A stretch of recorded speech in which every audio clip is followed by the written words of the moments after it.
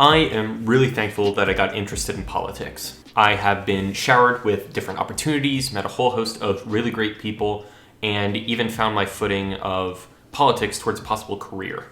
But one of the most important aspects of politics to me is how I engage with others. The political atmosphere is perceived to be very hostile. Political polarization is a real thing, and it gets exacerbated by different people, events, and platforms. I think I've said this in the past, but political polarization stifles any meaningful progress in terms of policy. People want similar outcomes, but the differences in methods blind us. Most people are good-intentioned and want the same outcomes as me. I try to carry this into conversations with others, but I don't always meet the mark. In person, I think I find myself pretty cordial and enthusiastic when I talk to people. Online is somewhat different. I enjoy the back and forths I have with people, but oftentimes they can be marked by frustration. Additionally, a good bulk of my social media presence is me pushing back against claims that I see from a wide variety of sources, which is not exactly discourse-oriented. But for this video, I wanted to take a brief look at the history of my political engagement, as well as sharing experiences I've had with other people. And I want to end focusing on what my standards should be going forward. Reflecting on my previous engagements will be useful for me, and while I can't recall every single in-person interaction that I've had, I can do my best to remember or possibly use online experiences as a proxy. Coming through my social media, you will find a ton of stupid things that I've said. A lot of this came from when I first got interested in politics. I would quickly and eagerly share videos and posts of things that I saw, and would comment a lot arguing back and forth with people. Additionally, a couple of my older videos are ones that I wish I handled better. Attending protests for gotcha moments were amusing at the time, but they took away from what could have possibly been a really good conversation. This mentality of owning people quickly became distasteful for me, and I significantly cut down on those types of posts. And to a degree, I would remove posts that I didn't fully commit to, sometimes immediately after posting.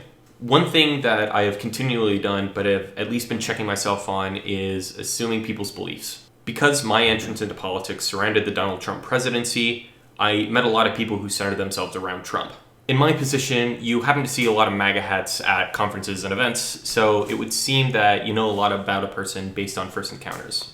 But that's incorrect. While some people are very passionate about Trump and people like him, those people I found are still pretty nuanced. Aligning with anyone fully, partially, or not at all isn't an issue for me. But me assuming something out of them to the point where I think it clouds their judgment is an issue for myself. Although I might not have the opportunity to talk with some of these people, I know that if I do, I can get a better understanding and shatter initial assumptions. When I engage politically, I've often found myself getting heated. When you talk back and forth with someone spanning several hours or days, you tend to get frustrated on something that you've said many times before. This sometimes gets to the point where I think that the other person is acting stupid or acting in bad faith. What this requires of me is to know the right time to take a step back. The people that I talk with just want me to understand where they're coming from and find some commonality. In these conversations, there could be something that I'm just completely missing, which is something I have to look for.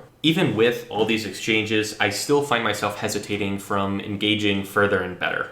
I want to post more on personal social media and engage more to just talk about politics in a fun way, but I fear that in doing so, I will distance myself from friends of mine. Unfortunately, this has happened in the past. I want to engage in a way that is respectful, but it doesn't damage real-life relationships. I see a lot of things that I happen to disagree with, but I usually end up stopping myself from saying anything. I think that politics can be pretty enjoyable, and it's a great way to understand and get to know people more. But I'm just afraid of stepping on other people's toes and them getting frustrated with me to the point where they might not want to associate with me anymore. But outside of that, I found myself engaging in pretty great ways. Again, some of my social media is used for pushback against claims. I think this is good to the point of offering fresh criticism to what seems to be a very trending political point. I like asking questions as well because it gives the discussion or topic more to investigate or possibly shine light on something that might not have been initially obvious. And through this, I glean more information through people sourcing me studies, podcasts, and books that I would not have initially found on my own. It is my opinion that in-person relationships are better than online ones. Additionally, I think this extends to interactions. Putting a face on a political argument makes it more personal and invokes a lot more sympathy. Social media anonymity gives leeway to more antagonism because it almost doesn't seem like you're arguing with someone real. This is why I always want to start or continue conversations in person. One mode of in-person conversation is the change my mind format, copied pretty much directly from Steven Crowder. The premise is that I would pick a topic I'm somewhat knowledgeable on, place myself somewhere on campus, and have people come talk to me about it. This type of engagement is incredibly interesting to me, and it's something I'd want to do in the future. Just being able to go out in public and hold a sign saying what I want to say, inviting people to cordial conversations, would be a really cool thing. Another thing that I wanted to talk about was the people that I engage with. I've talked with plenty of people in the past, from people I knew to people I don't, and these conversations have always had something to learn from, and something that I want to share here. I always appreciate people wanting to talk to me and push back against stuff that I have to say. On social media and in group chats, I am very usually someone to chime in and say my piece on some issue. Oftentimes, I'll receive messages and posts back in the form of rebuttals or resources they send me to make or supplement their arguments. In person, I've had many great people to talk to. One such interaction was a libertarian socialist. During lunch, we talked extensively about property rights and the homesteading principle. Additionally, he recommended to me Noam Chomsky's book, Manufacturing Consent, which I read a while ago. The rebuttals are always great because it could shine light in a hole in my logic or give me something else to consider. Additionally, the resources provided to me are great. I try my best to keep up with what people send my way, and while I might not always dive through it all, it is a resource that I can check out at a later time.